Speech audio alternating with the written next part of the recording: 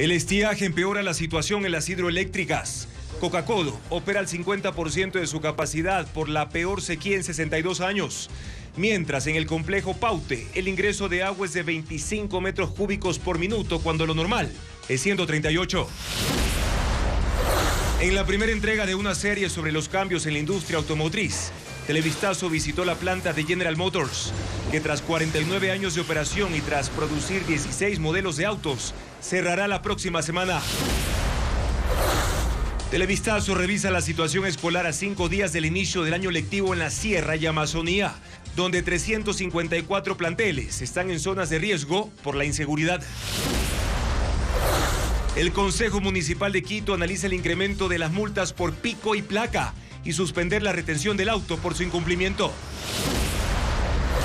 Los transportistas tendrán acceso a créditos de hasta $20.000 para repuestos y $150.000 para comprar nuevos buses, tras llegar a un acuerdo con el gobierno. Cientos de personas desafían al régimen madurista y marchan por las calles de Caracas.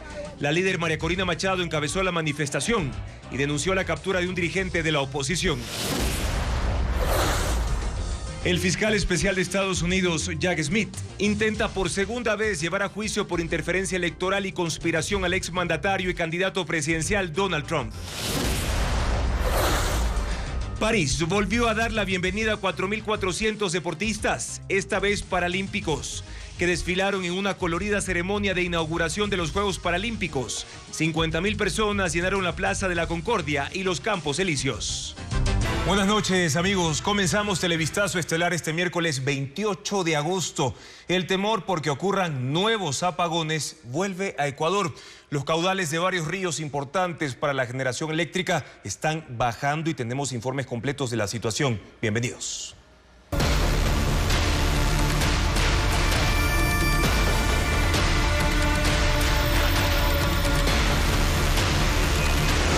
Estiaje.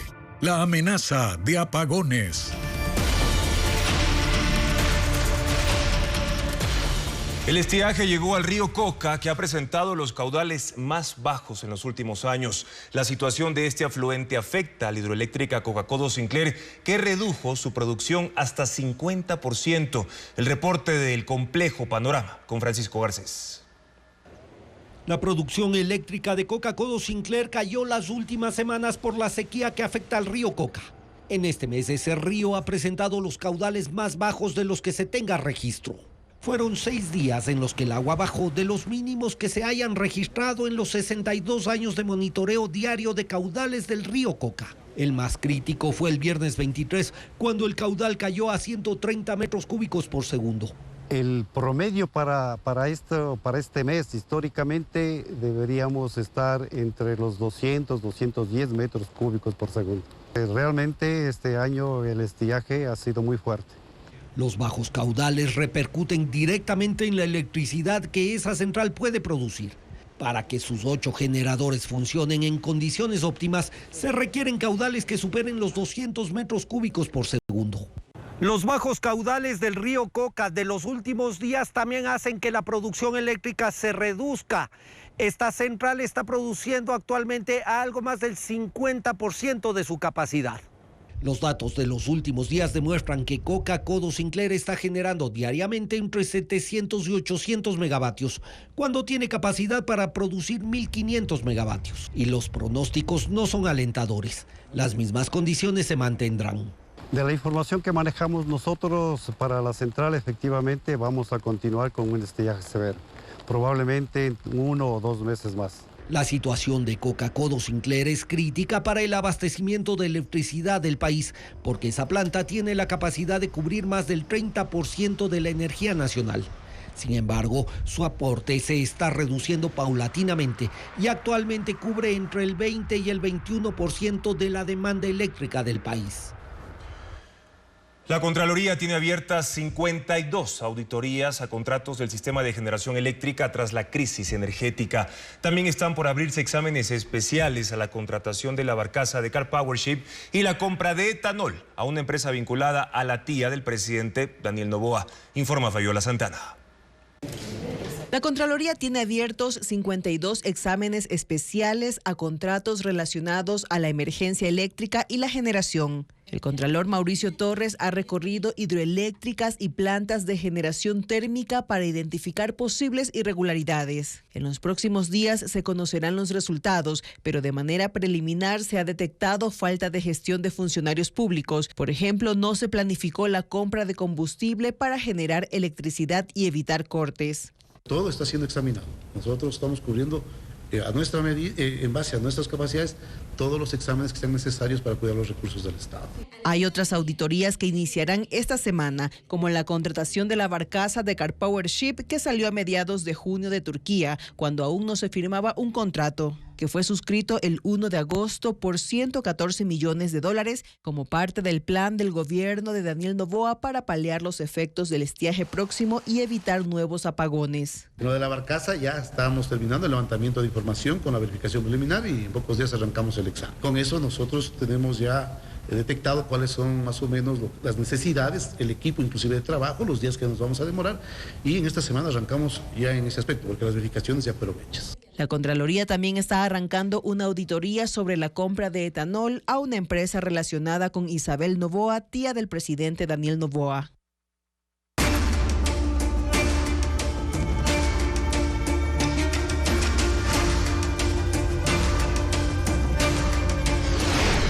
Industrias en una montaña rusa.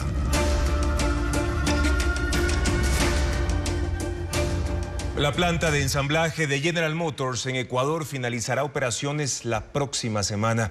Es la responsable del 51% de los vehículos hechos en el país. Luego de esa fecha continuarán vendiéndose bajo un nuevo modelo de negocio. Adriana Bermeo explica en qué consiste.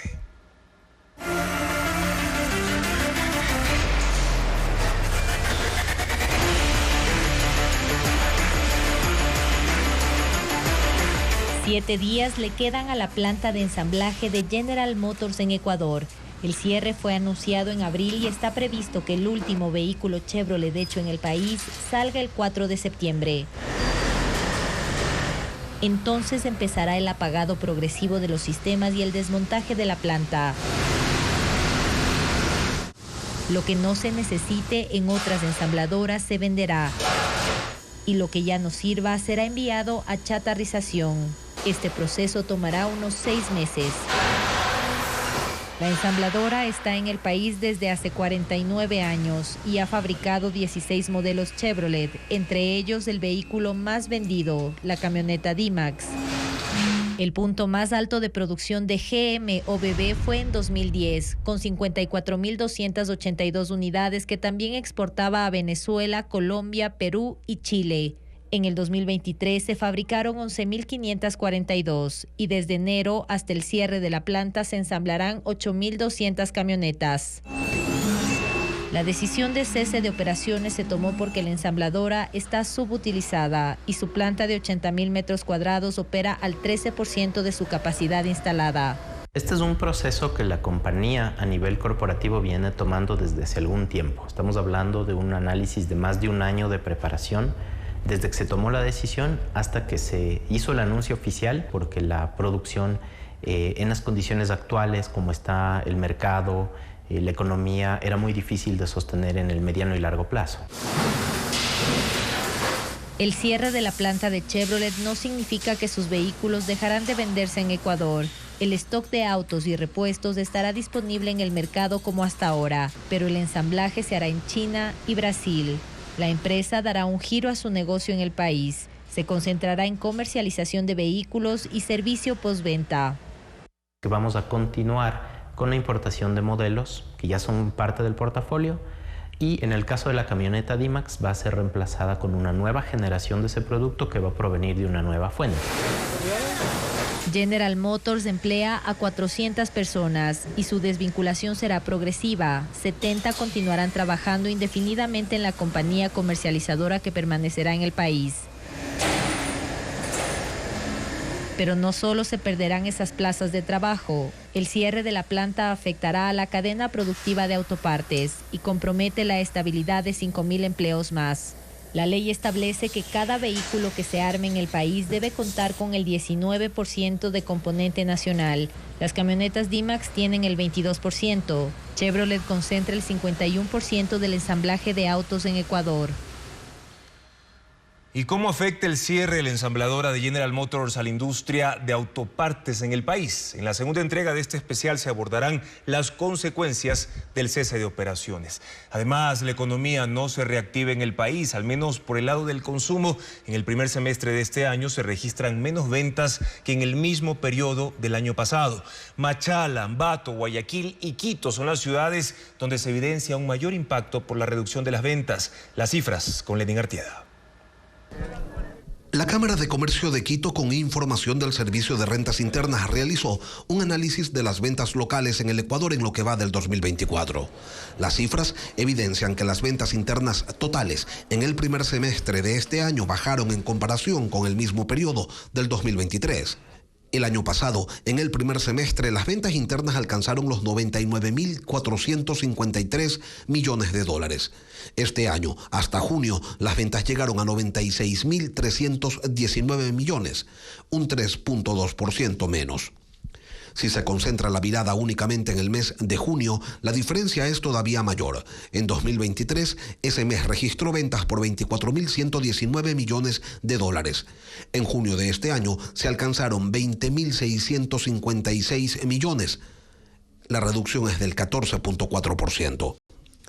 Los sectores más afectados por la caída de las ventas son las actividades de atención de la salud humana y asistencia social con un menos 14.3%, la industria manufacturera con un registro negativo del 7.2%, las actividades profesionales registran una caída del 6.7% y la construcción un 6.2% menos, siempre en comparación con el primer semestre del 2023.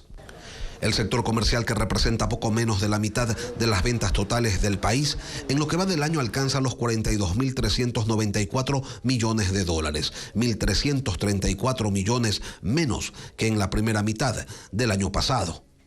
Los cantones donde más se siente la contracción de las ventas son Machala, con una variación interanual negativa de 11.7%. Ambato tiene una caída en ventas de 11.3%. Guayaquil tiene menos ventas en un 4.4% y Quito se ubica en cuarto lugar con ventas que han caído en un 3.5%. Así, la reactivación económica del país no ha dejado de ser un pendiente y las previsiones, según expertos, no son alentadoras. El régimen madurista detuvo a un miembro del equipo de María Corina Machado poco después de una manifestación opositora en Caracas. Vehículos sin placa lo persiguieron hasta capturarlo. Machado dijo que pese a las persecuciones no dejarán las calles hasta que se reconozca el triunfo de Edmundo González. La oposición venezolana desafió una vez más al régimen madurista y marchó en Caracas, un mes después de las elecciones presidenciales, para rechazar el fraudulento resultado que dio como ganador a Nicolás Maduro. La líder opositora María Corina Machado encabezó la protesta en el este de la capital. Ahí llamó nuevamente a los militares a defender el triunfo de Edmundo González. Ustedes saben lo que tienen que hacer en esta hora, de que el régimen persigue a un pueblo que ya decidió avanzar a la libertad. María Corina también denunció la arremetida del régimen, que incluye la detención de más de 2.000 personas, entre ellas 150 menores de edad. Niños que han golpeado obligándolos a grabar videos alabando a Nicolás Maduro. Esto no tiene nombre y se los han llevado a cárceles donde están presos comunes y sabemos cómo son las cárceles en Venezuela. La protesta transcurrió sin problemas, pero al terminar, miembros del equipo de María Corina fueron perseguidos por varios vehículos sin placa. Viallo Pilieri relató lo que ocurría en un video. Es una fortuna, nos viene siguiendo desde hace 20 minutos. Hago responsable a Nicolás Maduro. Hago responsable al ministro del Interior y Justicia, hago responsable al fiscal general de la República, hago responsable a todos los cuerpos de seguridad del Estado. Minutos después se confirmó su captura. La última ubicación registrada por su celular fue en el Helicoide, el centro de torturas más grande de Latinoamérica. Juan Pablo Guanipa, otro dirigente opositor que estaba en la marcha, también fue perseguido, pero logró escapar. Pilieri es el segundo miembro del círculo íntimo de María Corina Machado, detenido por las fuerzas de Maduro en las últimas 24 horas. Y la Comisión Interamericana de Derechos Humanos entregó su informe sobre la crisis política y social en Venezuela, responsabilizando al gobierno por violaciones a los derechos humanos. La presentación se hizo durante una sesión del Consejo Permanente de la Organización de Estados Americanos en Washington. El secretario general Luis Almagro aseguró que han insistido ante la Corte Penal Internacional sobre la necesidad de imputar con cargos criminales a Nicolás Maduro. Reporta Pedro Jiménez. Las elecciones del 28 de julio en Venezuela, la falta de resultados verificables, la proclamación de Maduro como mandatario reelecto, pero sobre todo los actos de represión contra los opositores, son detallados en el informe de la Comisión Interamericana de Derechos Humanos presentado en la OEA. Roberta Clark, relatora de la comisión, intervino por videoconferencia y denunció las que dijo son prácticas de terrorismo de Estado, con violaciones de derechos fundamentales, arrestos arbitrarios de unas 1.600 personas, desapariciones forzadas, la muerte de 23 manifestantes a manos de la fuerza pública y ataques a la libertad de prensa. En medio de una absoluta impunidad, pues dijo, las instituciones en Venezuela responden al gobierno y son parte de la estructura represiva. La sesión fue convocada a petición de una docena de países que luego condenaron la situación en Venezuela. Ahora está más claro que nunca. Matan, encarcelan, torturan, lastiman y lo hacen con su propia gente. Y no tienen límites, esa es la novedad. Ahora el ensañamiento linda con lo perverso y lo perverso con lo siniestro. Ecuador se refirió a las amenazas de Maduro al pueblo venezolano y a la publicación de resultados electorales sin sustento, carentes de transparencia. Pero la sonoridad de los votos en su contra no pudieron ser callados ni con el destemplado grito tiránico que amenazó con un baño de sangre si era vencido, proclamando un resultado trucho y siguiendo el vaticinio del déspota, el de sangre se está produciendo porque ha sido vencido. El secretario general Luis Almagro habló de acciones en la justicia internacional ante un marco de sistemáticas violaciones de derechos humanos en Venezuela. Y hemos fortalecido nuestros contactos con la oficina del fiscal de la Corte Penal Internacional. Y reiteramos la solicitud de imputación de cargos y órdenes de aprehensión contra los principales responsables del régimen autoritario venezolano, incluido la responsabilidad que tendría el presidente de facto, dictador Nicolás Maduro. Cuestionaron además que Nicolás Maduro haya ignorado los constantes llamados de la comunidad internacional para que muestre las actas de escrutinio, detalladas por mesas de votación, y que éstas puedan ser auditadas de manera independiente. Aumentar las multas y eliminar la retención del vehículo son los cambios en la ordenanza del pico y placa que el Consejo Metropolitano de la capital busca aprobar. Por lo pronto, la iniciativa cuenta con el apoyo de la mayoría de ediles, como le explica en el siguiente informe Adriana Bermejo. El Consejo Metropolitano de Quito analiza cambios en el pico y placa. La propuesta de reforma pasó el primer debate y lo que busca es eliminar la retención de los vehículos y aumentar las multas.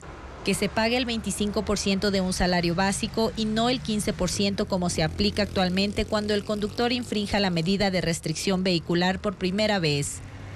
El 35% si hay reincidencia y el 50% la tercera vez. María Fernanda Racines, presidenta de la Comisión de Movilidad, explica que el agente de tránsito entregará una notificación al conductor y con ese documento podrá movilizar su vehículo hasta el punto que prefiera para que no sea multado nuevamente.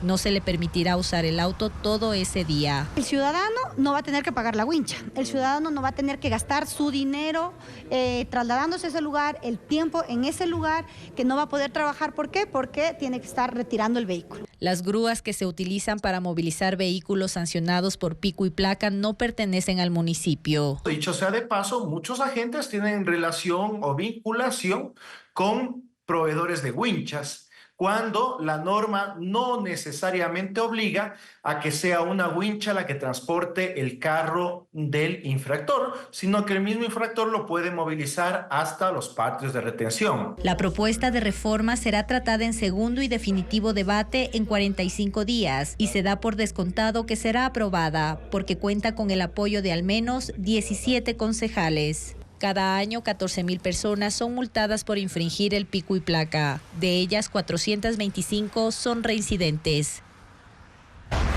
El Ministerio de Salud anunció una campaña de vacunación contra la rabia para gatos y perros, mientras que en la vía San Lorenzo-Ibarra un socavón obstaculiza el tránsito vehicular. Valeria Navarro tiene más información sobre estas y otras noticias. Las vacunas contra la rabia para perros y gatos serán gratuitas desde el 9 de septiembre al 27 de octubre en los centros de salud del país. Los animales deben tener más de 3 meses. Los dueños deben llevarlos con collar y un bozal en caso de ser agresivos. El Ministerio de Salud Pública adquirió 2.600.000 dosis para esta campaña. La rabia es una enfermedad mortal que afecta al ser humano cuando es mordido o arañado por un animal. Los niños de 5 a 14 años son las víctimas más frecuentes. Australia limitará el ingreso de estudiantes del extranjero el próximo año. El país aceptará 270.000 estudiantes de los 402.000 que aceptaba cada año. El gobierno acusó a los proveedores de servicios educativos de poco éticos al aceptar estudiantes que no dominan el idioma, ofreciendo un bajo nivel de educación y matriculando a las personas que tienen la intención de trabajar en lugar de estudiar. El ingreso de ecuatorianos de 19 a 30 años a Australia se triplicó desde el año 2022. En este 2024 han viajado 200 estudiantes ecuatorianos. El socavón que empezó a formarse desde hace 3 años en la vía que conecta San Lorenzo con Ibarra se hizo más grande, provocando el cierre de la carretera en el kilómetro 9, cerca del recinto La Florida. Por esta vía transitan alrededor de 3 vehículos diarios. El municipio habilitó un paso lateral de un carril. Los conductores esperan hasta 3 horas para poder cruzar. El subsecretario de Crecimiento Económico de Estados Unidos, José Fernández, visitó Ecuador acompañado de una delegación de empresas de ese país interesadas en invertir. El alto funcionario confirmó el financiamiento del proyecto El Aromo en Manabí con $144 millones. Más detalles con Adriana Bermejo. Estados Unidos promueve oportunidades comerciales con Ecuador. El subsecretario de Crecimiento Económico José Fernández visitó el país acompañado de una delegación con representantes de 11 empresas norteamericanas que buscan invertir. Las áreas de interés para Estados Unidos son agricultura, acuacultura y minería. Fernández confirmó que Ecuador ya es parte del Mineral Security Partnership, que organiza un encuentro en septiembre donde participarán grandes empresas mineras del mundo y será una oportunidad para que el país consolide relaciones financieras en esta rama con Estados Unidos. Lo que hemos creado a través del MSP, el Mineral Security Partnership, es un grupo de inversionistas y países que están dispuestos a exigir de sus propias empresas las altas prácticas y conductas ambientales, que el poder atraer minería formal, lo que puede hacer es, crea mejores empleos, crea empleos con beneficios y trae el tipo de empresa que va a respetar el ambiente. La visita del subsecretario incluyó reuniones con 3 ministros de Relaciones Exteriores, de Producción y de Energía. Con ellos se concretaron acuerdos de cooperación. Estados Unidos financiará 2 proyectos de generación energética en el país. Se conoció que uno de ellos es El Aromo, un proyecto fotovoltaico en Manabí que recibirá $144 millones. Son proyectos que en su día pudieran ayudar a disminuir los problemas energéticos en este país, y a largo plazo hay que buscar más inversión. La visita de José Fernández a Ecuador es parte de una gira por 3 países de Latinoamérica que empezó el 21 de agosto en Argentina y terminará este jueves en Perú. El fundador de la red de mensajería Telegram, Pavel Durov, detenido hace 4 días en Francia, quedó en libertad bajo control judicial. Fue obligado a pagar una fianza de $5,5 millones. No podrá dejar ese país y debe presentarse 2 veces a la semana ante un juzgado. Francia lo investiga por una docena de supuestos delitos ante la falta de control sobre los contenidos que publican organizaciones de fraude, tráfico de drogas, lavado de dinero, promoción del terrorismo y abuso sexual a menores. La investigación puede tardar semanas, meses o años. Donald Trump enfrenta nuevamente acusaciones de interferencia electoral y un fiscal especial intenta llevarlo a juicio. Le han presentado cargos por intentar revertir el resultado de la elección de 2020 que perdió contra Joe Biden y los eventos que desataron el asalto al Capitolio en enero de 2021. Trump calificó la acusación como ridícula, informa Pedro Jiménez. Donald Trump está una vez más en la mira del fiscal especial Jack Smith, quien por segunda ocasión intenta llevarlo a juicio por interferencia electoral. Los cargos son los mismos que presentó meses atrás por supuesta conspiración para defraudar al sistema de elecciones, irse en contra del derecho al voto y además obstruir el proceso de certificación de resultados por las presiones que ejerció para impedir que los congresistas validen la elección de Joe Biden en una jornada que acabó de manera violenta y el asalto de sus seguidores al Capitolio. La primera acusación se debilitó cuando la Corte Suprema determinó que Trump tenía cierta inmunidad por sus actos como presidente, por lo que ahora el fiscal ha cambiado solo la intensidad de la argumentación, eliminando, por ejemplo, frases como que Trump utilizó el Departamento de Justicia para promover las acusaciones de un fraude en su contra. Aún así, el caso enfrenta algunos obstáculos, pues la jueza del Tribunal de Distrito deberá decidir cuáles pruebas son admisibles y cuáles no. Según Donald Trump, la nueva acusación es ridícula y su compañero de fórmula, J.D. Vance, arremetió contra el fiscal. Es un claro esfuerzo de Smith por interferir y esa es una razón por la que tenemos que ganar, porque él no debería estar ni cerca del poder. Si la acusación avanza esta vez, el juicio será necesariamente después de las elecciones y si Trump gana la presidencia, ese proceso nuevamente quedará en el aire.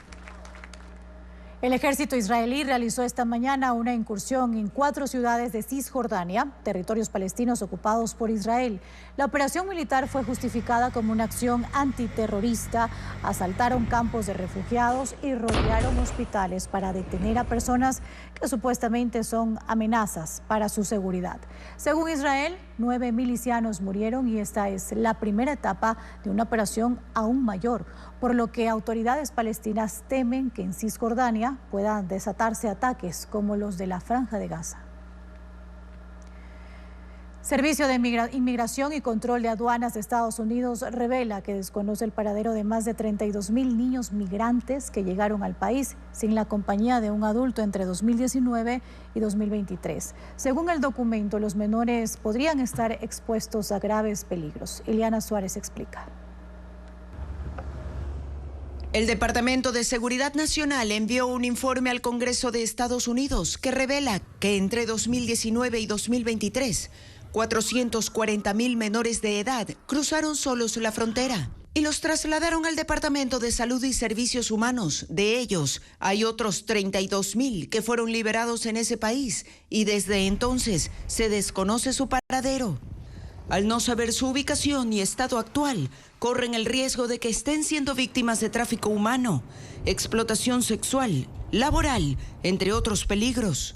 Según el documento, el Servicio de Inmigración y Control de Aduanas de Estados Unidos, al verse desbordado por la llegada de indocumentados, falló en una serie de protocolos, pues a miles de niños no se les entregó una notificación de comparecencia, por lo que no pudieron presentarse ante un juez para seguir sus procesos. La investigación abarca las administraciones de Donald Trump y de Joe Biden, pero según el profesor Víctor Narros, experto en derechos de migrantes, esta crisis no tiene nada que ver con partidos políticos. Es una señal que está roto el sistema, pero también es una señal que nosotros hemos invertido bastante atención y recursos en enforzamiento y cerrar la frontera, que en proveer servicios humanos y tratar de unir las familias. El Departamento de Migración dice que trabaja en mejorar la comunicación interna y con otras agencias federales sobre los casos de niños migrantes. pero por ahora no cuenta con la capacidad para ubicar a estos 32.000 menores, la mayoría originarios de Centroamérica. El pasado 21 y 22 de agosto, Televistazo informó sobre la adjudicación de un contrato del Ministerio de Defensa a la empresa High-End Defense Solution para la compra de cascos y chalecos para las Fuerzas Armadas. En dichos reportajes se señaló que la empresa fue declarada contratista incumplida, tomando como fuente una resolución firmada por el excomandante de la policía, César Zapata. Lo preciso es que la policía declaró contratistas incumplidos a las personas naturales que en esa época ejercían la representación legal de la compañía en cuestión. La empresa, en un comunicado a este medio, aclaró que previo a la declaratoria de la policía cumplió con la entrega del 50.11% del contrato y que el CERCOP rechazó incluirlos en su sistema como contratista incumplido. Los transportistas agremiados tendrán acceso a créditos preferenciales de Banecuador. La entidad financiera prestará hasta $150.000 para la renovación de unidades. Pero, ¿cómo lograrán estos beneficios? Paul Romero preparó un informe. Los transportistas tendrán acceso a créditos de Banecuador para la renovación de unidades y capital de trabajo. La entrega de créditos preferenciales del Estado es uno de los acuerdos entre el gobierno y los dirigentes de 7 federaciones de transportistas en 2 meses de diálogo con el Ejecutivo. Este miércoles Banecuador oficializó 2 líneas de crédito por $30 millones. La una, Van Transporte, destinada para la adquisición de nuevas unidades desde $5.000 hasta $150.000, con un plazo máximo de 7 años y una tasa de interés del 11.86%. La otra, Impulso Transporte, para el mantenimiento de vehículos, cambio de llantas, partes y piezas, desde $500 hasta $20.000 a 5 años plazo y al 9.86% de tasa de interés. Hemos llegado a un acuerdo con los gremios de transporte para que las cooperativas sean parte de este producto, es decir, son codeudores.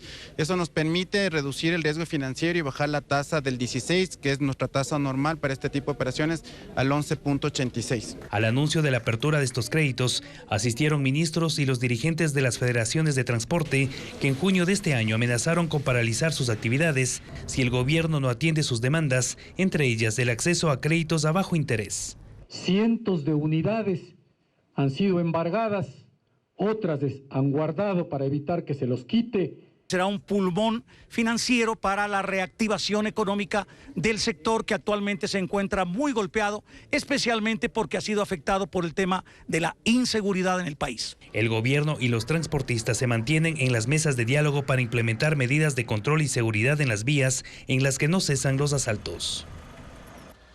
Pese a que ya se cumplió el plazo legal para que el Ejecutivo, la Asamblea Nacional y la Función de Transparencia nombren a sus delegados para la renovación parcial de la Corte Constitucional, hasta el momento solo se ha posesionado a 2 de los 6 comisionados. Jacqueline Rodas informa quiénes son. 2 de los 6 comisionados que se encargarán de la renovación parcial de la Corte Constitucional fueron posesionados por el Contralor Mauricio Torres, quien además es presidente de la Función de Transparencia. ¿Juran ustedes por su honor que cumplirán fielmente con la Constitución como integrantes de la Comisión Calificadora? Se trata de los delegados del presidente Daniel Noboa, Fernando Yávar, recordado porque en 2011 fue parte del Consejo de la Judicatura de Transición durante el correísmo, y Pablo de Fina, un abogado sin vida pública ni política, según dijo. Sin duda que las ideologías van a tener un gran peso al momento de dictarse las nuevas sentencias, una vez que a continuación del mes de febrero se integren estos nuevos 3 jueces. Tener buenos jueces de la Corte Constitucional puede garantizar estabilidad democrática y puede garantizar un buen sobrepeso o equivalencia entre las funciones del Estado. La Asamblea incumplió el plazo de 10 días que da la ley para designar a sus 2 delegados y se fue de vacancia, mientras la Función de Transparencia nombró en inicio a Edison Toro y Lenin Ochoa, pero no aceptaron la postulación. En esta semana estaremos convocando a una sesión para poder elegir los 2 nuevos comisionados. Esperemos que la próxima semana la función legislativa, que entra ya del receso legislativo, haga lo mismo. Cuando se posesione toda la comisión, deberá nombrar presidente y secretario, hacer un reglamento y ejecutar el concurso para elegir a los 3 nuevos magistrados constitucionales de las ternas que deben enviar las 3 funciones del Estado. Los escogidos ingresarán a la Corte en febrero, en lugar de otros 3 que saldrán por sorteo. Y Fernando Yávar, uno de los delegados por el presidente para la comisión que renovará la Corte Constitucional, es un funcionario de carrera judicial que tuvo a su cargo la renovación de la justicia que planteó el gobierno de Rafael Correa y fue cercano a varios de sus funcionarios. Ahora es abogado personal de Daniel Noboa. Luisa María Heredia con el análisis. Para elegir a los delegados del Ejecutivo en la comisión que renovará a la Corte Constitucional, se aplicó el mismo patrón de selección que el gobierno usa siempre, que sean cercanos al mandatario. Así, Fernando Yávar Umpierre es uno de los abogados que forman parte de la defensa técnica de Daniel Noboa en los procesos judiciales planteados contra la familia Goldbaum antes y después de asumir la presidencia. Se convirtió en uno de los designados, aunque Yávar ya colaboraba con el régimen previamente, sobre todo con la Secretaría Jurídica de la Presidencia a cargo de Michelle Mancheno. El pasado lunes asistió con ella al complejo judicial en que se desarrolló la audiencia que le devolvió la libertad al joven de 22 años, que mató a 2 delincuentes y al que Noboa prometió indultar. De hecho, a inicios de año trascendió que Yávar formó parte del equipo que trabajó en el diseño de la consulta popular a la que llamó el gobierno. La designación de Yávar y su actual cercanía con Noboa llaman la atención porque parte de su trayectoria como funcionario judicial estuvo vinculada al correísmo. Comenzó como agente fiscal de Guayas,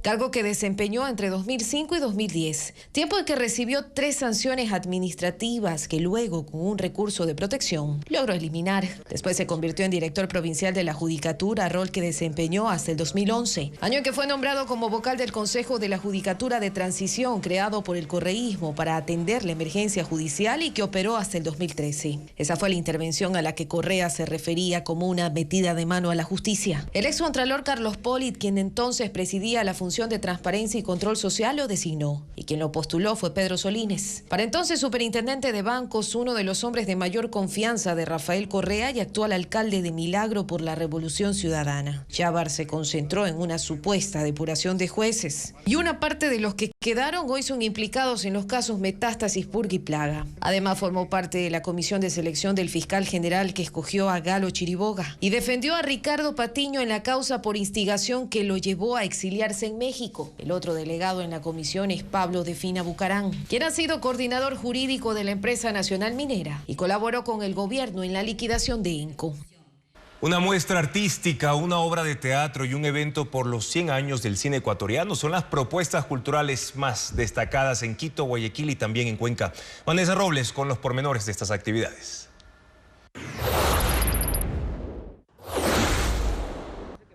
El Museo del Cacao en el centro de Guayaquil tendrá una jornada nocturna y proyectará la película Alba como parte del evento Cine en el Museo, en homenaje a los 100 años del cine ecuatoriano. La producción, dirigida por Ana Cristina Barragán, relata la historia de una niña tímida que se muda a casa de su padre cuando su madre se enferma y la convivencia se vuelve difícil para ambos. El evento gratuito será este jueves 29 de agosto a las 7 de la noche. Hay una tragedia terrible en Nueva York. Oye, pero mejor no te cuento para que no te pongas nerviosa.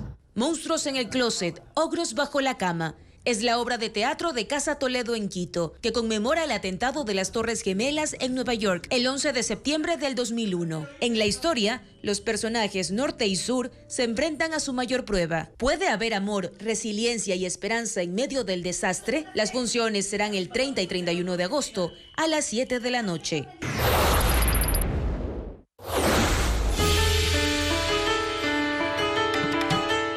La exposición Paisajes del verde al metal, tramas de la naturaleza y la urbe, de Diana Márquez, se exhibe en el Salón del Pueblo Efraín Jara Hidrobo en Cuenca. La propuesta artística reúne 42 obras que describen los contrastes de la ciudad con los bosques nublados de Ecuador. Las técnicas que se usaron fueron acrílico sobre cartulina, óleo sobre lienzo, acuarela, entre otros. La muestra estará disponible de martes a sábado hasta el 7 de septiembre.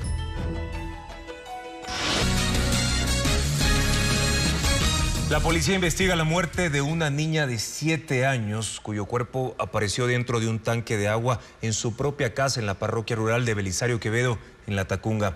Patricio Vera explica que el hallazgo ocurrió luego de 14 horas de su desaparición.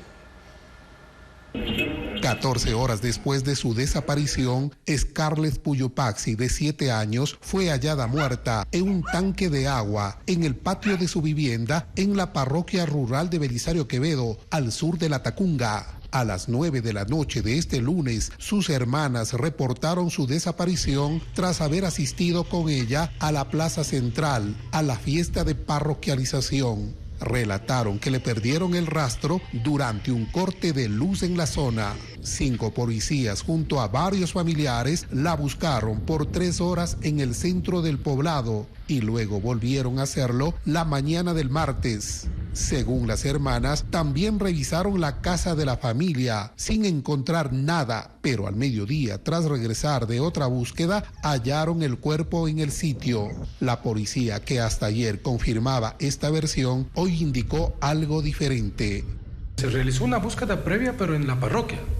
Recordemos que la niña con sus familiares acudieron a una fiesta en la parroquia de Belisario Quevedo, fuera de su domicilio. De acuerdo al protocolo de autopsia, pues no registra ni muestra huellas de violencia y le repito, pues la causa de la muerte es asfixia por sumersión.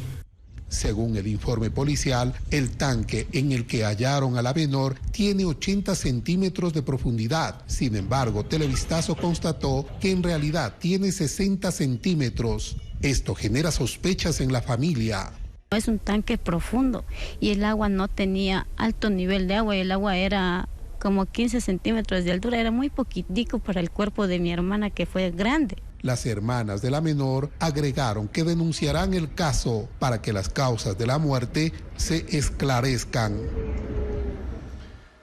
En apenas 4 minutos se desató una balacera en los sectores de Fertiza y Santiaguito Roldós, en el sur de Guayaquil. Hubo disparos con fusiles, hombres enmascarados, autos chocados y otro incendiado, como lo informa Luis Alfredo Zúñiga. 2 de la tarde, 7 minutos y 17 segundos. A esa hora se interrumpió este martes la paz en Fertiza, sur de Guayaquil, por una balacera. 5 hombres con sus rostros cubiertos salieron de esta camioneta gris y dispararon con fusiles. Este ciudadano estuvo a punto de ser alcanzado por una bala. Y una mujer logró cerrar la puerta de su casa a tiempo. Los hombres huyeron en el carro y luego de unos segundos aparecieron otros 3, también armados, disparando al aire y persiguiendo a la camioneta. El enfrentamiento siguió cuadras más adelante. A las 2:10 de la tarde, otra cámara captó el hecho. En el intento de fuga, los ocupantes de la camioneta se impactaron contra otro auto y se volcaron, se bajaron y siguieron disparando. Finalmente, en otro vehículo negro, los hombres se retiran del lugar a las 2:11 de la tarde. Un enfrentamiento armado de 4 minutos que causó zozobra a los habitantes de las cooperativas Fertiza y Santiaguito Roldós. En simultáneo, cerca del sitio en la avenida 25 de Julio, un carro abandonado estaba en llamas y se investiga si está relacionado con el ataque. La policía reportó que una persona resultó herida con un disparo en el tobillo y que hay al menos otras 5 personas involucradas que no salen en los videos. Y el sector de Fertiza, ubicado en el sur de Guayaquil, es considerado uno de los puntos rojos del distrito policial Esteros. Hay presencia de 5 grupos de delincuencia organizada que se disputan ese territorio para el tráfico de drogas. Sobre la calle Raúl Clemente Huerta, una de las principales avenidas del sur de Guayaquil, está el ingreso a Fertiza, un barrio con más de 50 años de antigüedad y que este martes fue escenario de una balacera que dejó una persona herida y zozobra entre sus habitantes. Según la División Territorial de la Policía, Fertiza pertenece al distrito Esteros, compuesto por el barrio que lleva este mismo nombre y otras zonas que están cercanas, Isla Trinitaria y Malvinas. Todas limitan con las riberas del Estero Salado, que tiene conexión con el Golfo de Guayaquil. Según la policía, en el distrito Esteros operan 5 grupos criminales, Mafia 18 y Lagartos, ambos con gran presencia en el sur de la ciudad. También Carniceros, Águilas y Tiguerones. Las organizaciones pelean por territorios para el microtráfico de sustancias, uno de los delitos más comunes en el barrio y que, según sus propios moradores, desde hace 2 años ha causado la degradación de la zona. Al recorrer las calles de Fertiza es común ver a jóvenes consumiendo estupefacientes frente a niños que se movilizan solos o con sus padres a las 3 unidades educativas que allí funcionan. No hay gran presencia de negocios o tiendas.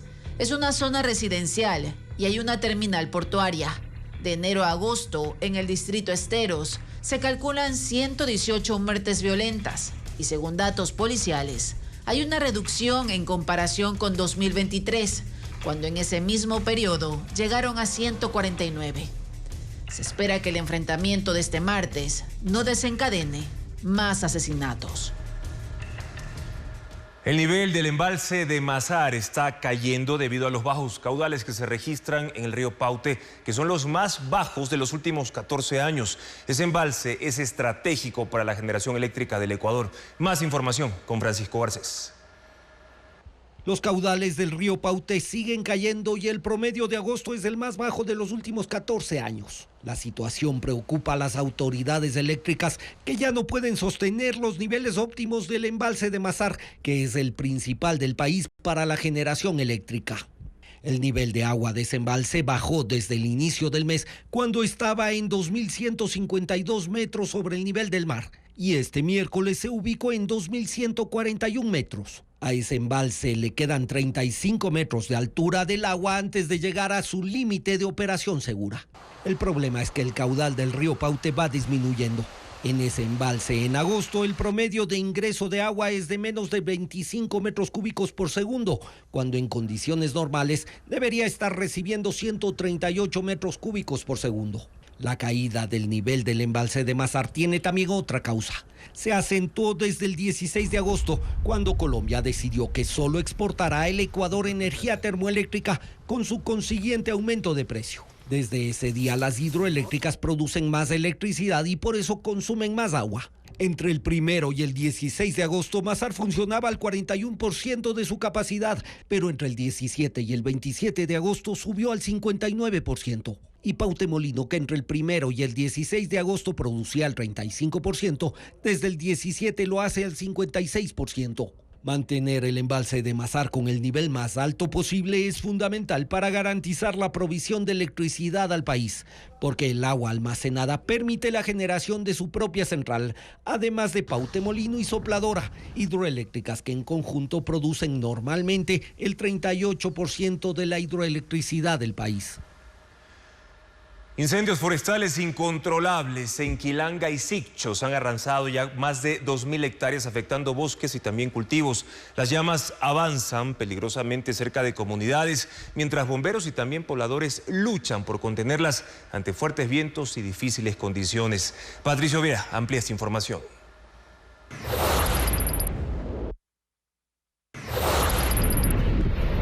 A las 6 de la mañana de este miércoles se reactivó el incendio forestal en la zona alta de la parroquia San Antonio de Aradas, en el cantón Quilanga, provincia de Loja. Las llamas comenzaron en la cumbre de Limón Alto y rápidamente se extendieron por casi 200 hectáreas, quedando a solo 200 metros de la cabecera parroquial.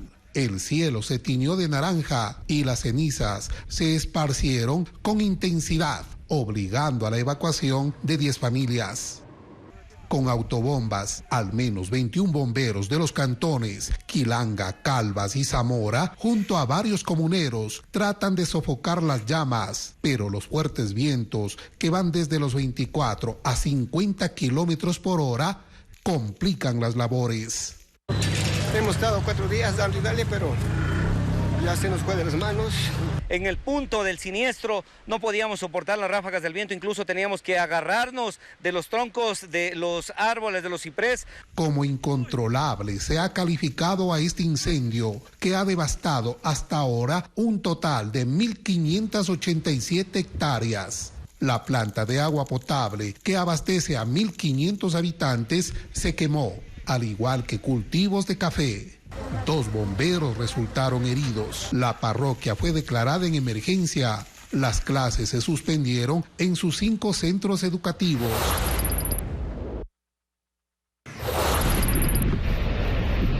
Cubierto por las llamas y el humo, permanece el Cerro El Púlpito, al oriente del cantón Sichos en Cotopaxi. El fuego empezó el lunes y ha consumido 400 hectáreas de bosques de eucalipto, pino, arrayán, pajonales y plantas de mortiño. Las llamas han llegado hasta la vía que une Sichos con La Tacunga. Desde allí, 20 bomberos de 3 cantones han instalado 2 autobombas con mangueras de 300 metros para tratar de apagarlo. El viento, el sol y la topografía no permite realizar el trabajo. Conejos, lobos, pumas y águilas han muerto calcinados. El incendio está apenas a medio kilómetro de 2 vertientes de agua que abastecen a unos 300 pobladores de las comunidades Las Manzanas y Las Rosas. Un manto gris cubre el Cerro El Púlpito. Hasta el cierre de este informe, solo se había podido controlar un 20% de la emergencia.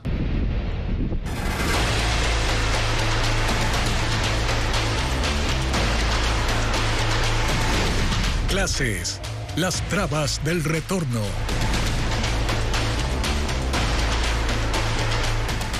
Cerca de 2 millones de estudiantes iniciarán clases el próximo 2 de septiembre en el régimen Sierra y Amazonía. Hoy Televistazo inicia un especial sobre el regreso a las aulas. La inseguridad es una de las preocupaciones para padres y estudiantes, pero existe un plan que ofrezca garantías para la comunidad educativa. Carla Delgado nos presenta una primera entrega.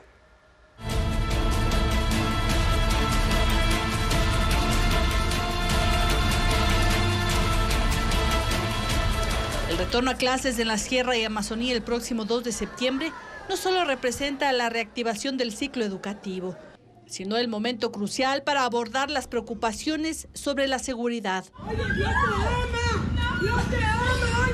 La violencia, el acoso y desde hace 3 años la presencia de bandas delictivas que se han apropiado de territorios marcan un escenario complejo, situando a estudiantes, padres y docentes en un estado de alerta constante. Y en este nuevo contexto de inseguridad, la policía pasó a ser uno de los actores más importantes del programa Comunidades Educativas Seguras y Protectoras del Ministerio de Educación. La institución priorizó geográficamente a las unidades educativas que están en zonas de riesgo. 356 a escala nacional, 14 con riesgo alto, 42 con riesgo medio y 309 con riesgo bajo. ¿Qué determina esos factores? Las áreas con problemas de violencia y delincuencia. Y aunque la mayoría están ubicadas en la costa, hay zonas que preocupan. La joya de los hachas, que es un circuito en donde obviamente pues ha habido en el 2023 habríamos tenido 18 eventos violentos.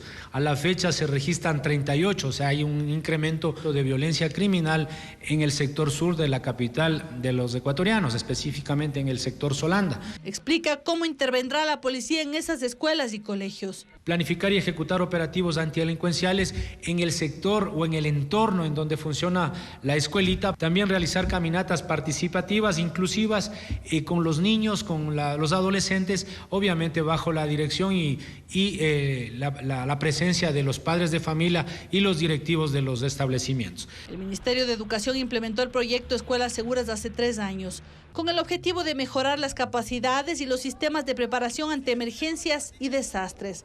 Pero los riesgos evidentemente mutaron, dice el viceministro de Educación. Vamos también con el Ministerio del Interior desarrollando nuevas rutas y protocolos para atender específicamente las nuevas problemáticas de seguridad que enfrentamos como país. Estamos justamente en articulación con el Ministerio del Interior para fortalecer las formas de actuar ante una situación, por ejemplo, una amenaza de bomba, cómo actuar la institución educativa. La idea es prevenir la violencia, delincuencia, el reclutamiento de niñas, niños y adolescentes para grupos delictivos. Dicen que mientras más actores formen parte de la comunidad educativa, más efectiva será la intervención y el propósito de mantenerlos a salvo.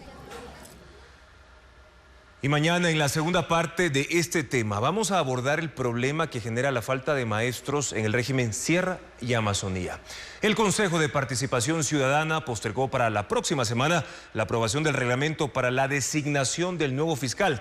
Se consiguió consenso para que exista la prueba oral, que fue uno de los temas de debate. Patricio Díaz informa además que el organismo designó a una nueva vicepresidenta. La nueva mayoría se va mostrando en el Consejo de Participación Ciudadana.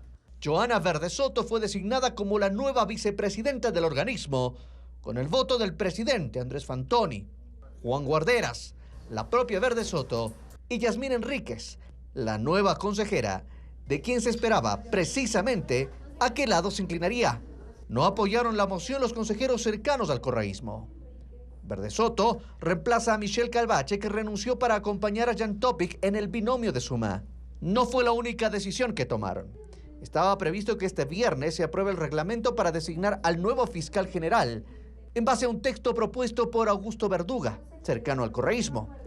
Sin embargo, los consejeros acordaron posponerlo hasta el próximo 6 de septiembre. Verduga no incluía prueba oral, mientras la propuesta del presidente Fantoni, sí. Para mí es muy importante la oralidad. Es una autoridad que tiene que ir a audiencias, tiene que litigar, sustentar y motivar. El proponente decidió incluirla, así como amplió las consideraciones para garantizar probidad notoria. En principio, negaba la postulación solo si tenían sentencia ejecutoriada. Que se considere ya no solo el tema de que exista sentencia condenatoria en firme, sino la existencia misma de un auto de llamamiento a juicio. Pero Guarderas, que ha sido crítico de esa propuesta, insistió en que no es suficiente. Señaló a quienes salieron del país y los procesos en su contra prescribieron. Por ejemplo, una persona que acaba de venir del extranjero a ser candidato a la Asamblea Nacional, ¿no? Prescrito los delitos. Para mí, una persona que no ha podido ser enjuiciada porque ha prescrito los delitos, sí debería también poderse tachar de probidad notoria. Si el próximo viernes se aprueba el reglamento, inicia así el proceso para encontrar el reemplazo de la fiscal, Diana Salazar. La defensa de Jorge Glass planteó un habeas data en contra del Ministerio de Salud en un intento más por sacarlo de la cárcel de máxima seguridad La Roca, e insiste en que el ex vicepresidente no recibe la atención médica que requiere. Sin embargo, desde que fue recluido en La Roca en abril, Glass ha tenido 99 consultas, incluso con médicos especialistas. Luisa María Heredia, con más información. Jorge Glass ya no quiere ir a la cárcel 4 de Quito. 4 días después de la audiencia de revisión del recurso de apelación al habeas corpus que le fue negado, en la que su abogado solicitó el traslado, Karen Gómez, que también es parte de la defensa técnica del ex vicepresidente, presentó un escrito en el que desiste del pedido, lo que deja como única alternativa el arresto domiciliario. Glass insiste en que el sistema penitenciario ecuatoriano no le puede garantizar los cuidados, ni las medicinas, ni las consultas con médicos especialistas que necesita para atender las múltiples enfermedades que durante la diligencia aseguró tener y que van desde espondilitis anquilosante, que es una forma crónica de artritis, hasta colitis, riñitis y sinusitis. Sin embargo, desde abril, cuando Glass fue recluido en la cárcel de máxima seguridad La Roca hasta inicios de julio, recibió 79 atenciones médicas a cargo del Ministerio de Salud Pública, 32 en medicina general, 24 en medicina familiar, 2 en psicología, 2 en psiquiatría, 2 en reumatología, 2 en gastroenterología, 1 en neurología, 1 en cardiología, 1 en urología, 1 en medicina interna y hasta 1 en nutrición. Y entre julio y agosto tuvo 20 consultas médicas más. Algunas de estas atenciones especializadas las ha recibido dentro de la cárcel y otras en hospitales públicos a los que se lo moviliza en medio de un fuerte contingente de seguridad. Además, el SNAI mensualmente autoriza el ingreso de los fármacos que a diario se le suministran. Un total de 46, de acuerdo a lo dicho en la audiencia por el mismo Glass. Se permitió incluso que ingrese a su celda un colchón ortopédico a fin de garantizar su derecho a la salud. Estos datos fueron detallados por los representantes del SNAI y del Ministerio de Salud durante la audiencia, lo que debilitó el argumento de la defensa del ex vicepresidente. Aunque el tribunal aún no se pronuncia sobre el habeas corpus, Glass presentó el 24 de agosto un habeas data contra el ministerio por supuestamente negarse a entregarle los informes médicos relacionados a su estado de salud. La causa recayó en el juez Fernando Vergara de la Unidad Judicial Penal Sur de Guayaquil. La Lotería Nacional celebró sus 130 años en el Parque Histórico de San Borondón con un sorteo especial que tenía como premio mayor $1 millón. Además, se recordaron sus inicios en agosto del año 1894, cuando comenzaron los sorteos para financiar las obras sociales. Ayudando a millones de ecuatorianos con atenciones médicas, especialmente a niños y jóvenes que han recibido también educación y acceso al deporte. Actualmente la lotería aún es una de las principales fuentes de financiamiento del trabajo de la Junta de Beneficencia, que maneja 4 hospitales, 2 hogares de niños y adolescentes, 2 casas para ancianos y 2 cementerios. Con un sinfín de modelos de robots, China apunta a convertirse en una de las potencias mundiales en ese campo. Los desarrolladores trabajan en modelos inteligentes que incluso pueden demostrar emociones. En 2023, la industria robótica en ese país generó ganancias de más de $35.000 millones. Más detalles con Belis González. Un futuro donde los robots formen parte de la vida cotidiana está cada vez más cerca, y China apunta a ser su principal promotor. La robótica en ese país avanza rápidamente, con modelos que parecen sacados de películas de ciencia ficción. Como los 27 humanoides presentados en un evento el fin de semana, que son capaces de ayudar en tareas domésticas, mantener conversaciones e incluso expresar emociones. Los desarrolladores insisten en que no se trata de reemplazos mecánicos para los humanos, sino de complementos y un apoyo para sus labores, pues los robots pueden ser usados para trabajos complejos sin exponer la vida de una persona. China quiere cubrir todos los campos posibles y trabaja en modelos para la industria militar, la medicina e incluso las investigaciones científicas. Solo en 2023 la producción de robots inteligentes dejó más de $35.000 millones en ganancias para el país asiático, cifra que esperan que se dispare este año.